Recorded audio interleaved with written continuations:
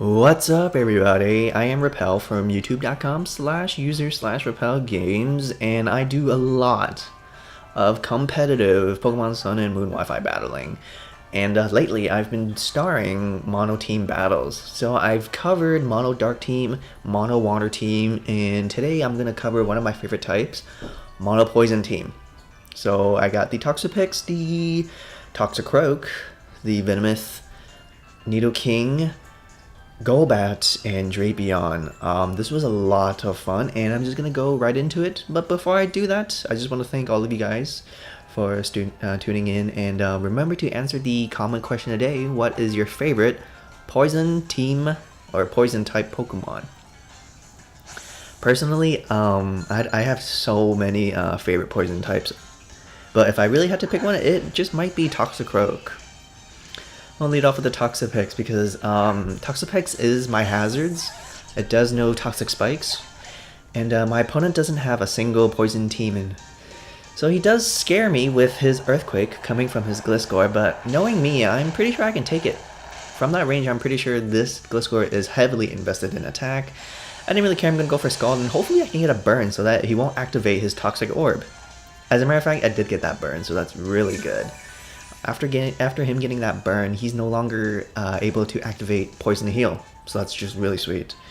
And to be honest, a burn Gliscor will only do half, thanks to me landing that Scald so early. Like I said, the burn will only do half of what it did before, so that's really good, and I'm just going to go for another recover. So that is just like complete smooth sailing with my first turn crit. And with Black Sludge, like, Toxapex is looking so damn awesome. And one more Scald will finish off Gliscor. So my opponent probably knows that Gliscor is completely useless now, because number one, he can't use Poison Heal anymore, and number two, let's just be honest, this Gliscor isn't doing that much attack. But I took this opportunity and just go for some Toxic Spikes. Like, I figured, you know, like, why the heck not? Gotta get my early game spikes as soon as possible. I could just have one layer of Toxic Spikes, however, I want all of my Pokemon, all of my enemies' Pokemon to be badly poisoned. So I'm gonna go for another layer of Toxic Spikes. He does go for another Earthquake. I'm like, ah, that's cool. You know, like, you do your thing. I'm just gonna land my second layer. So I got 2 layers of Toxic Spikes, so anything that is not immune to poison will now be badly poisoned. He does have 2 Steel types. I believe he has the Scizor? Yeah, he has a Scizor and Aegislash. But however, the rest of his team are not immune to poison, so I'm really glad I got those spikes up. And here I'm just going to finish him off with a Scald. I could have went for the recover, but you know, there's just really no point, and I just want to get this Gliscor out of here, out of the way.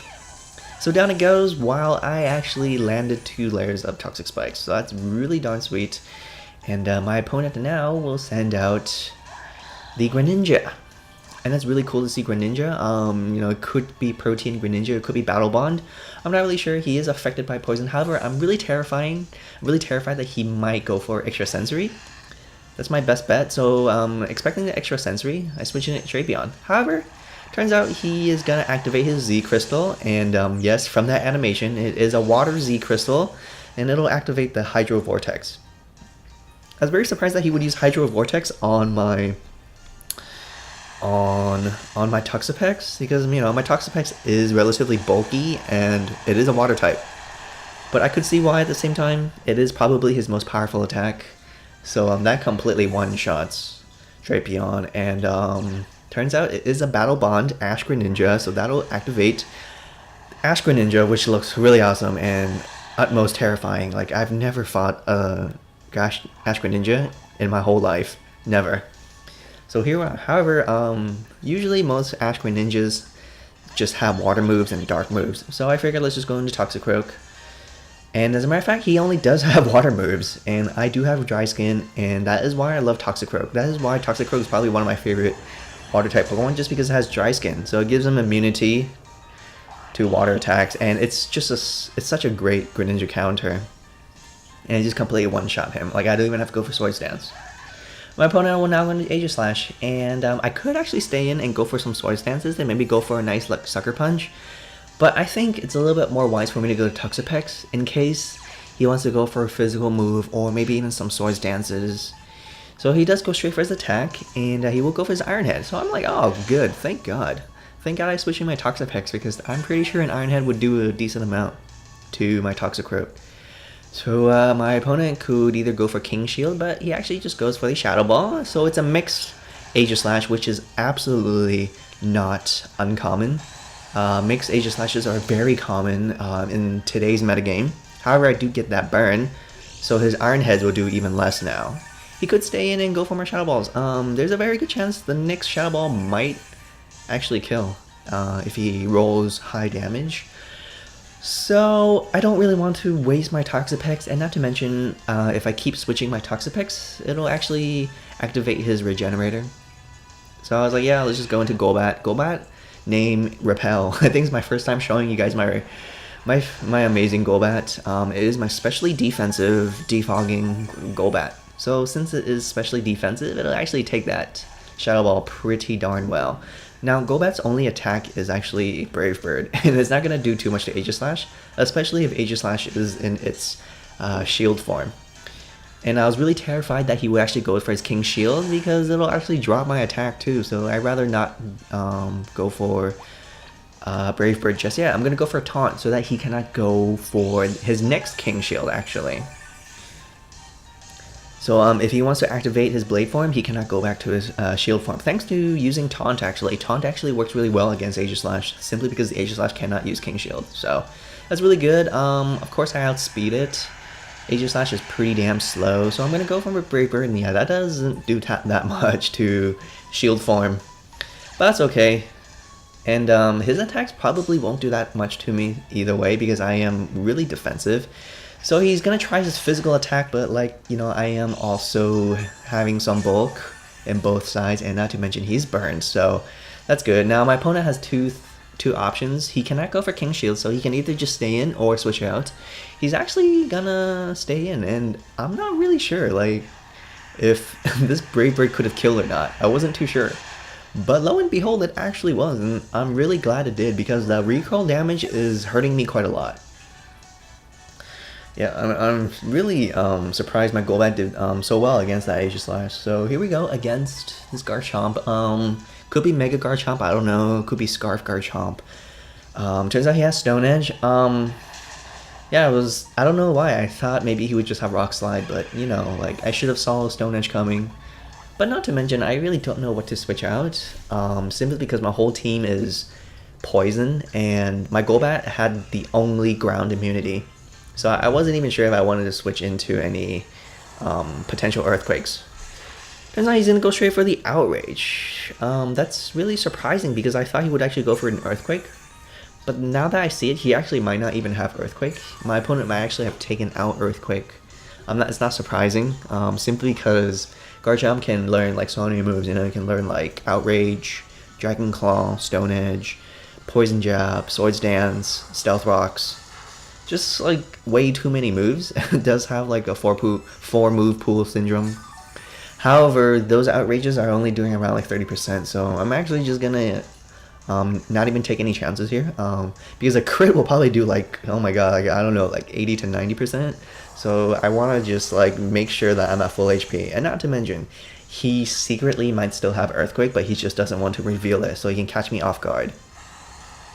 However, I'm just going to go for my only single attack, which is actually just Scald. I don't even have a poison move, except for Toxic Spikes on my Toxapex. And honestly, I think that's fine. That's really how you should run Toxapex. Like, you should just have Scald, Recover, Haze, and Toxic Spikes.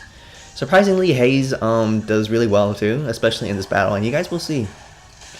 So again, he will go for his another Outrage. At this point, I'm just a little paranoid that he'll get a crit, so like I said, I'm just going to go for another Recover. And my Toxapex, honestly, it's thanks to my Toxapex landing those Toxic Spikes so early that this Garchomp just couldn't even stand a chance against my Toxapex. So I'm really proud. I'm very proud to even use Toxapex, simply because, you know, it's Sun and Moon, it's Alola. Like, I just want to use out as many new Pokemon as possible. Now we did get to see a Zygarde, just the normal form, not even 10% or complete, of course. So it turns out now he has Earthquake, and like that does way too much damage. It's an easy 2-hit KO. I can't live the second one. I thought he actually might go for Dragon Dances, because, you know, like, when I see Zygardes, I see a lot of Dragon Dancing Zygardes, or maybe even Coil. But, yeah, I did a little misplay there. I over-predicted, so I have to pay the price now. And the only Pokemon left that isn't really weak to Earthquake is actually my Venomoth, because Venomoth is also part Bug type. However, Venomoth has paper-thin defenses. Like, look at this, okay? He's gonna go for his Earthquake on my Switch, and that did, like, I don't know, like 85% health. I cannot live the next one. And I could switch out, but then my opponent does have the Scizor, which can probably revenge kill this Venomoth anyway with a Bullet Punch. So I stayed in, did as much as I can with Bug Buzz, and hopefully I can just kind of, like, let Poison finish him off. So he will finish me off with another Earthquake, which honestly is probably the best move to my whole team, because my Golbat is gone. I wish I preserved my Golbat, but you know, most Zygardes also run Stone Edge anyway. So I'm like, alright, one more poison will actually finish off this Zygarde. However, oh yeah, I spoke way too soon. Turns out he actually has Power Construct, and let's just like, I'm just gonna stop talking so you guys can just enjoy. Yeah, you can just enjoy that animation, like, God. Zygarde-Complete form, and it's thanks to him being complete form, he actually gains more HP. Like, I don't even know how that works. I don't even know how because he was sitting at red HP, and then all of a sudden now he's back at, like, yellow HP. I didn't really care though, I'm just gonna go for Recover.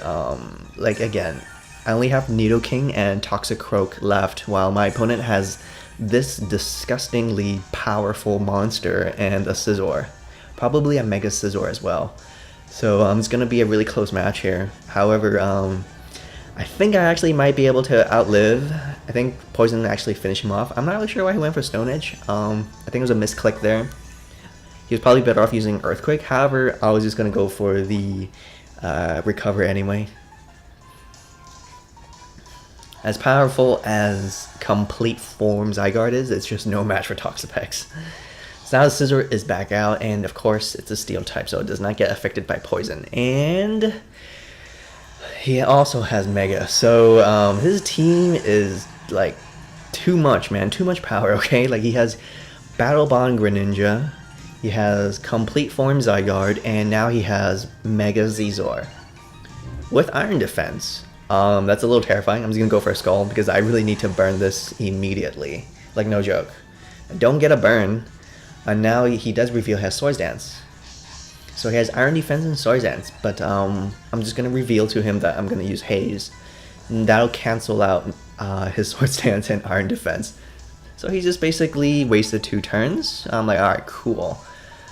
Surprisingly, he goes for another Iron Defense. I mean, like, that's fine. Like, if you want to keep using more stat boosting moves, that's fine with me. I'm probably going to spam Haze. Then go for my second Skull, and it actually gets a burn. So I'm like, alright, I'm set.